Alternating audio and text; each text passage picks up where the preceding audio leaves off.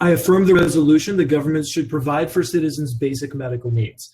Now, since the resolution is asking what governments should do, we have a really big question on our hands, and it's one that we should answer with the good of citizens. This is the standard, or how the government should make its decisions, that which is best for its people.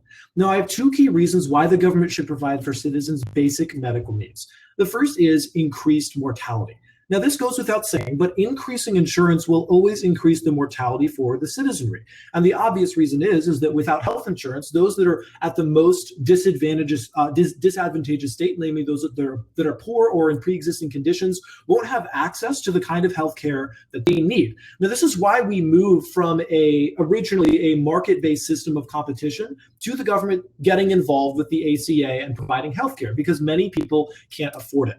Now, if you want to look at the results of this, look no further than the New England Journal of Medicine, which has documented the increased Medicaid benefits offered to citizens in states of New York, Maine, and Arizona. What they find is two things. First, they find that without the Medicaid increase, if you were to say repeal the ACA as it is, you would see about 44,000 people die over the course of the next 3 years. And the reason is simple, that the people who are the least advantaged in society, who need insurance the most, won't have the money to buy the stuff that they need. In the same way that you are helpless if someone breaks into your house at night and tries to kill you, we pay money for police officers to come and protect you. If your house burns down in the middle of the night, we pay firefighters money to come and rescue you. In the same way, if you are born with a pre-existing condition, we offer the same money so that we can preserve the same life. This is the basic argument. The second argument is that it's more efficient.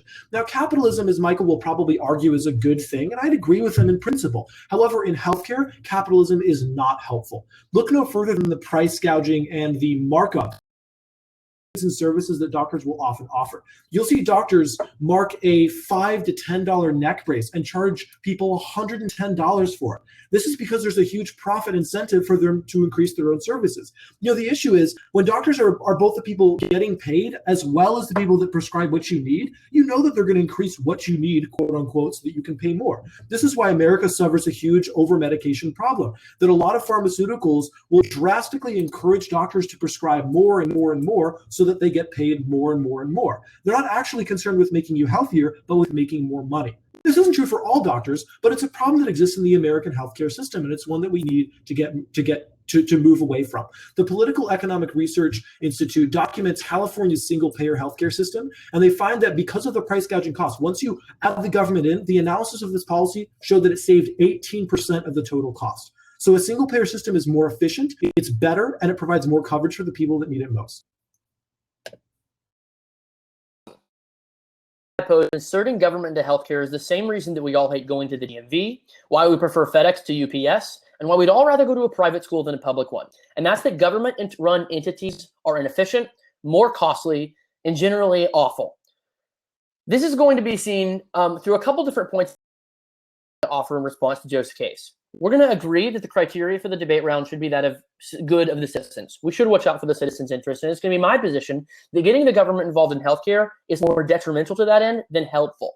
The first argument here that I want to take a look at is that single payer actually saves. And basically, Joe has a generic argument here that single payer provides for the basic needs, and that increasing insurance is good and it's more efficient. In his second argument, he said that it saves money because it gets rid of the profit incentives that doctors have. We're going to have some responses to both of these arguments combined. The first one is that the only piece of evidence that he gives is the California example. And California is a bad example because it isn't a true single-payer system. There are actually interstate competitors in California that allow people to purchase healthcare from other entities. Saying that, well, the government-run system right now is cheaper because they don't have incentives is a poor analysis because there are actually competitors in the current system. The second argument here is that inefficiencies in government policy create more costs. Because the government is so inefficient at running things, see, for example, the DMV, and we'll take a look at the empirical studies we're going to look at in a second, it actually creates more costs because they run the company poorly. The last argument here is that profit incentives actually improve healthcare. And this is a turn argument.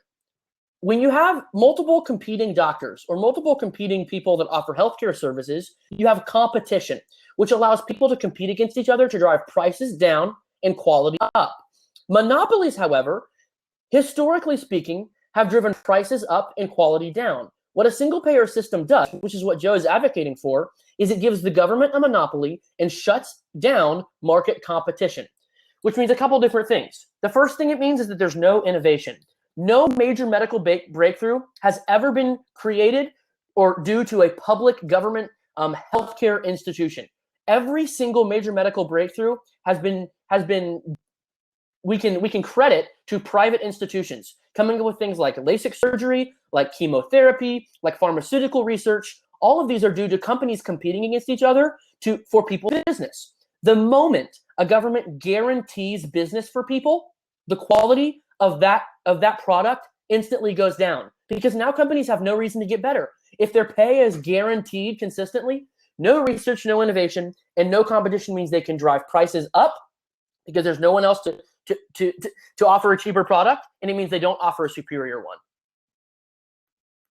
So the good news is we don't have to take a lot of theories just at their own water. We don't simply have to listen to them and believe them because Michael makes it sound good. What we can do is we can look at the actual effects of these policies and see what happens. So his first argument is simply a response to California. He says California is not a single-payer system. The first is this is false. The policy that was proposed in California would make it a single-payer system.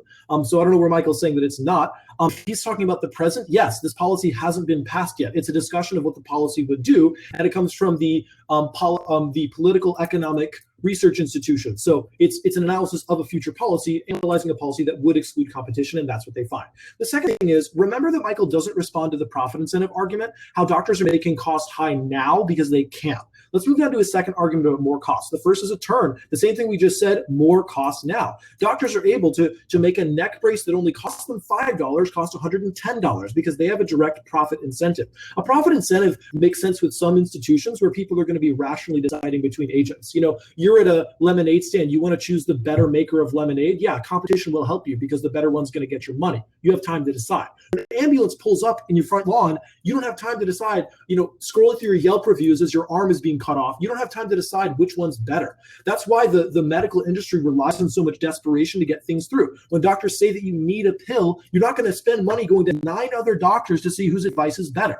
Competition doesn't work the same within healthcare. So Michael's generic arguments about capitalism good aren't sufficient to win your ballot. Analyze the problems that currently exist now. The Political Economic Research Institute that we mentioned before talked about how California's system would save 18% of the total costs because we wouldn't have the price gouging of doctors who are just looking to make a quick buck. The second response is on innovation. My response is pays for innovation. What's Michael saying? That we won't have any innovation once we have a single-payer system? Look at countries like Luxembourg. Look at Hong Kong. Look at Singapore. These countries have better life expectancy than the U.S. Their healthcare is doing better. It's a universal system and it's single-payer. So first, yes, there can totally be innovation. We've already seen it. Who are you going to believe, Michael or your own eyes? But the second thing I want you to remember is you can still pay for innovation. It's not like doctors will be or governments will be incapable of rewarding people who provide more service. Imagine, for example, if you invent a good medicine. Sure, the government's going to be the one paying you for it if you're a doctor that, say, invents some new procedure, but since it will be used more, you will be making more money for the medicine that you invented. So there's still a way to get ahead. There's still a reason to innovate because the government's going to pay you for something that is more effective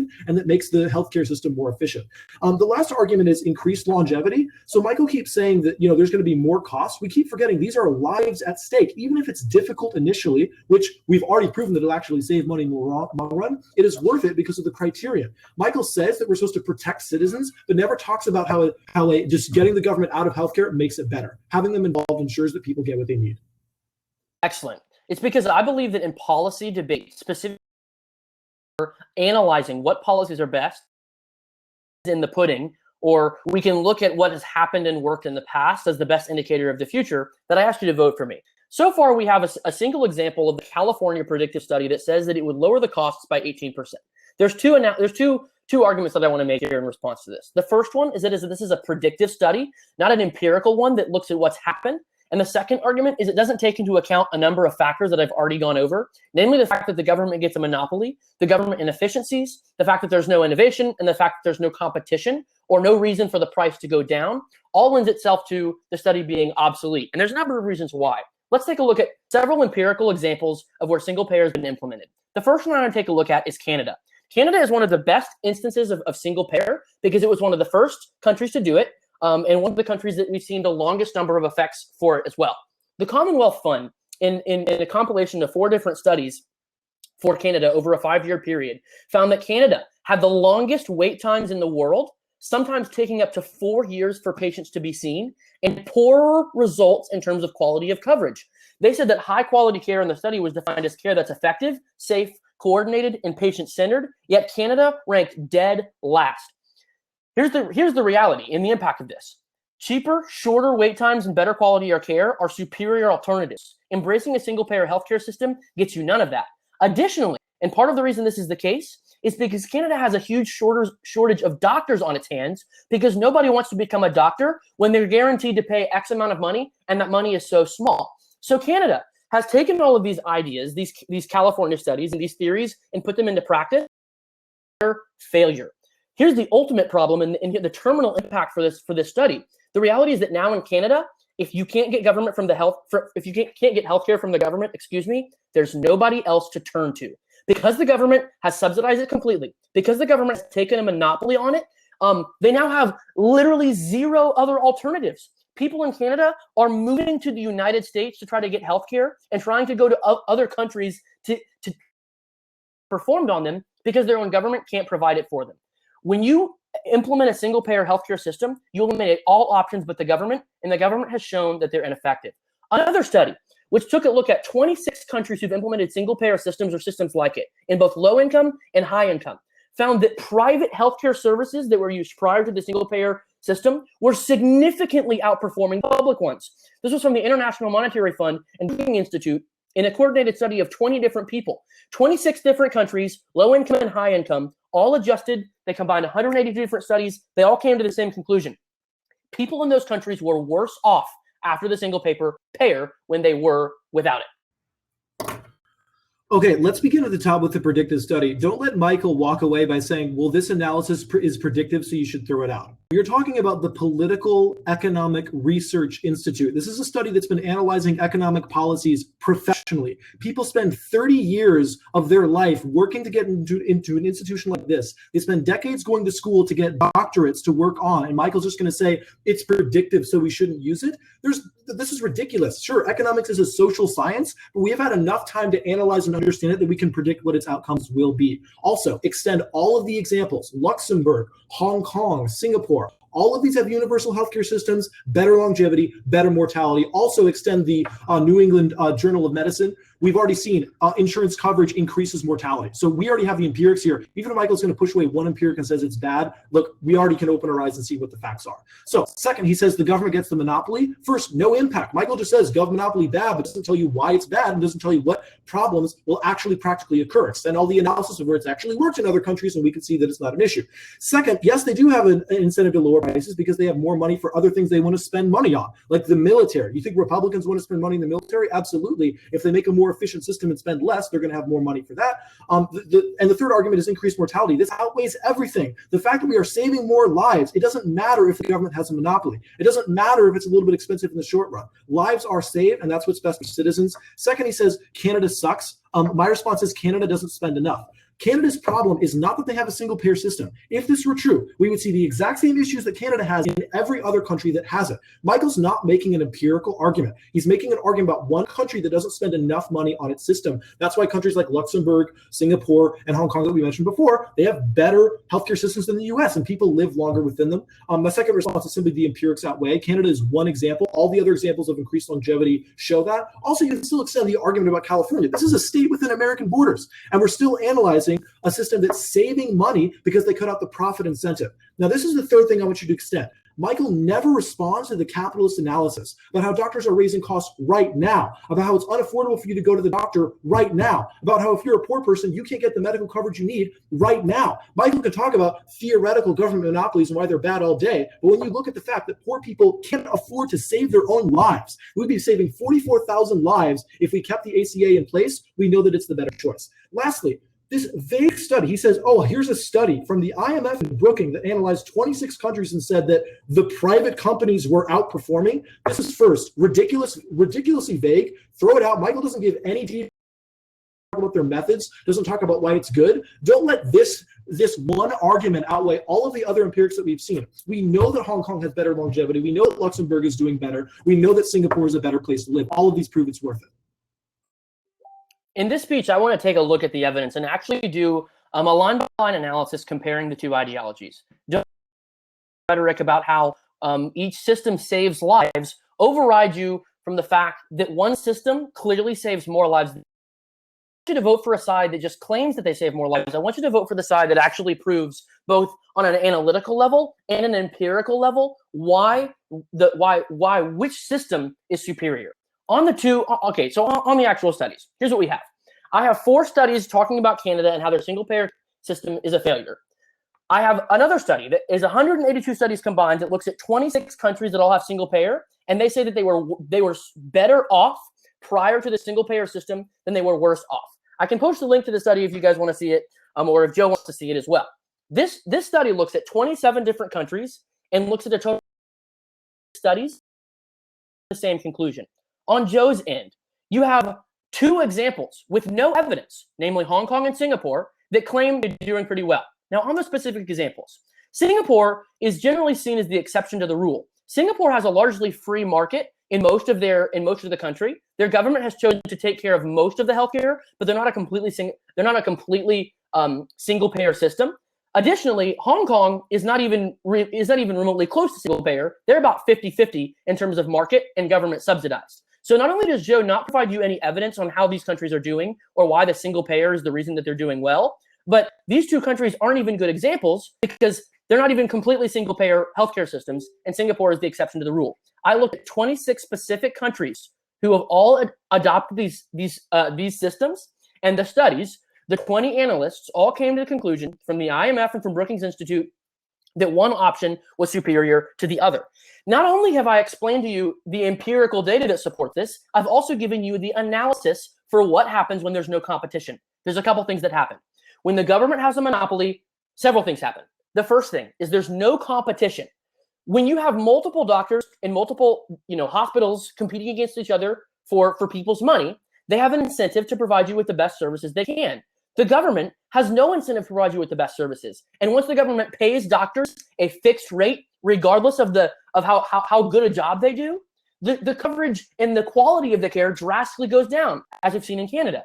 And an argument that Joe hasn't responded to is that when you decrease the incentives for doctors to make money, you lose doctors. Canada is facing a huge doctor shortage, and it's contributing to 4-year wait times. Look, I can even concede to you that we can have some government in healthcare, but adopting a system is bad because it means that people don't have any other alternative when the government lets them down. See the example of the lady in Canada who had to go to Mexico to get a surgery done because Canada government couldn't take care of it. Okay, there's 2 overarching responses before I hand the mic over to Michael. The first thing is life outweighs everything. We're looking at what's best for citizens. So at the end of the day, when Michael says, oh, yeah, it's fine, let's use the private institutions, Michael has conceded the argument that poor people can't afford it. You're looking at a team that is saying, yes, it is far better that we have a system where only the people who have money can live.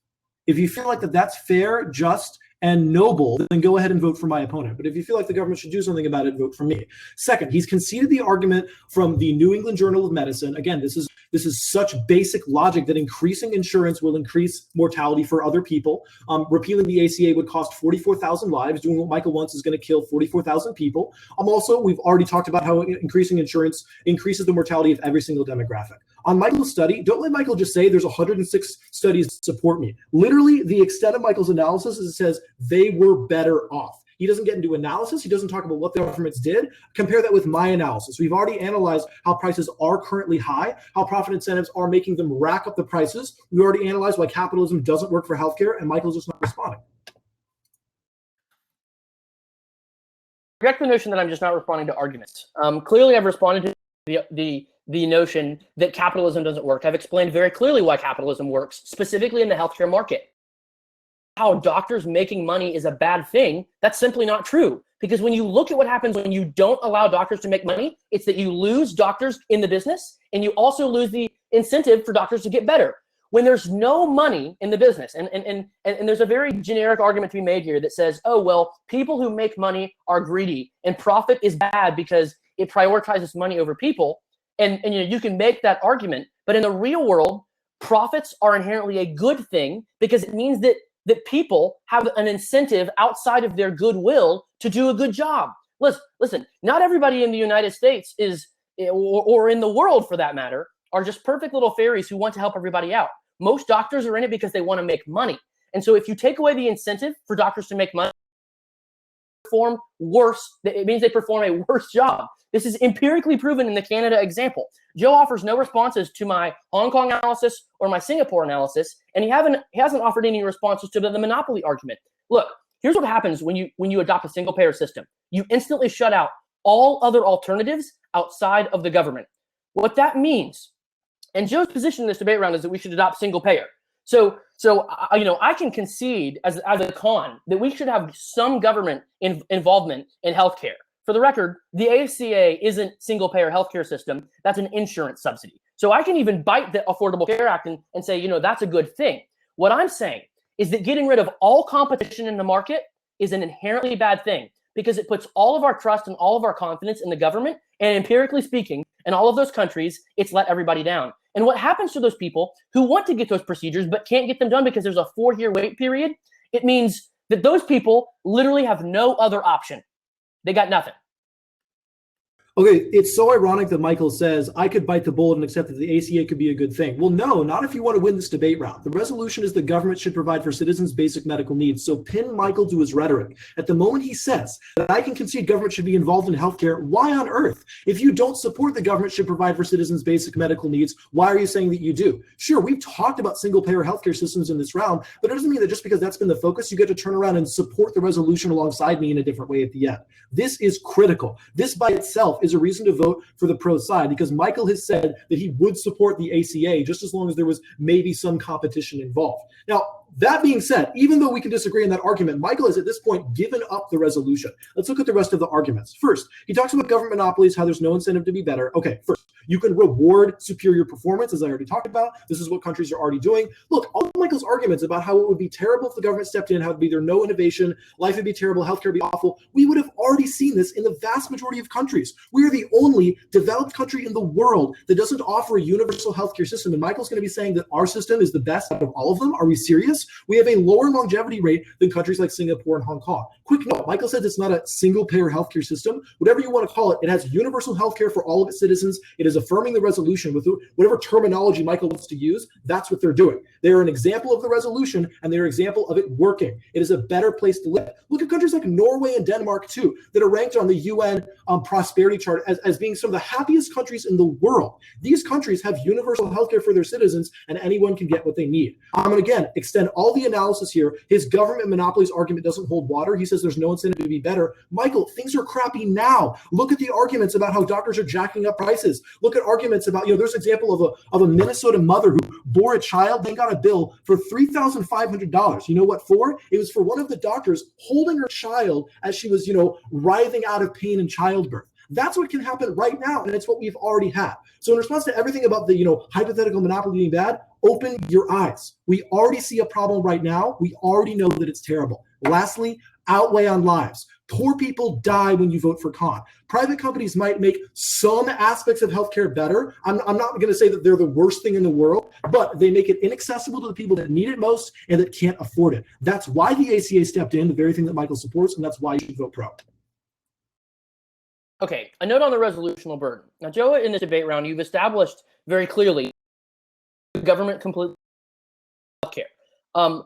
For me to deny that, I don't actually have to say that government shouldn't be at all involved in healthcare. All I have to say is that they shouldn't completely provide for citizens' basic medical needs. So I actually can bite the bullet that says government should subsidize healthcare costs full-on anarcho-capitalist on you in order for my side to be legitimate. I just have to negate the resolution, which in this instance is that government should provide for citizens' basic medical needs. And you've taken that and understood it to mean all basic medical needs. So you bring up Norway and Sweden, and you said that they're the happiest countries in the world. This is actually interesting because they have the highest depression rates, some of the highest suicide rates, and they have literally the #1 and #2 prescription drug usage for depression in the world. So the notion that socialism in Norway and Sweden make people happy is absolutely ridiculous when you take a look at the pudding. Now, there's two voters that I want to offer here. The first one is why my side is winning on the analytical level. The second one is that why I'm winning on the empirical data level. On the analytical level, I've explained very clearly why competition in healthcare is a good thing. When you have an incentive to make money and beat out your competitor, you're going to do your hardest to do a superior job than your competitor. As a doctor, if you lose business, you will do your hardest to provide people with the best healthcare. If, however, you're guaranteed to have business, which is what a single payer system does, who cares what you do? If the government's going to pay you regardless of your performance, which is what they do, and if you're not going to make any more money depending on the quality of the work, then there's going to be less doctors, which is what Canada has, and there's going to be poor quality of work, which is what Canada and all those 26 other countries also have. Here's what you have on the empirical. So the analysis argument is this: government monopolies are really, really bad. The empirical data also supports this. The 26 countries that I've shown, the study that I supported, I posted on the QallOut Debate link on the QallOut comments below, showed that very clearly most single-payer systems do not work. They aren't cheaper for people. They have longer waiting periods, and they don't provide more quality healthcare. Canada specifically, I went in depth and explained why Canada has longer wait times, has poor quality healthcare, and literally it can take you 4 years to have a medical procedure. And here's the biggest issue that, Joe, you have not once addressed. The moment that you automatically kick all other doctors out of the country means that if the government lets you down, you have no other options. At least now in the status quo, if one doctor lets you down, you can go to another one. But under this scenario, a woman in Canada had to have surgery. It was going to take her 4 years to do it, and she couldn't go see another doctor in Canada because there weren't any, and it was too expensive. So at least in my system, when there's potentially both, it's a superior one. Okay, this debate is actually coming down to one issue and one issue only. The debate began by me saying the government should provide, without it, we'll die. Michael initially resisted that, and now by the end of the round, he has actually said, yes, governments should provide for citizens' basic medical needs, and private companies should also be allowed to do that. Michael has affirmed the resolution when he has said, oh, I agree with everything Joe says about making sure people don't die, the poor people are taken care of. I just think there should also be a couple of other people in the corner who can also help out. It's like if we said parents should feed you. I'm saying, yeah, our parents need to feed us because we'll die without that. And Michael's saying, well, hold on, pal. I think that your grandparents should also be allowed to give you food. You can affirm both. This is not a conflicting position for the government to provide healthcare and other companies too as well. Now, I know what the confusion is, and you're probably thinking, what on earth? Didn't Joe say he wants single payer? Yes, single payer is a superior system in most instances, and we can debate about that. We can have a discussion about that, and I'm going to end the debate by agreeing with that. I'm not going to say I don't agree with that anymore, but remember, none of Michael's arguments on their own refute the resolution. You could literally believe Michael and believe that private companies are actually helpful, but at the end of the day, he has supported governments providing for citizens basic medical needs. Look, he bites the bullet himself. He says he supports the ACA. He says that's it, and that's enough for you to vote pro.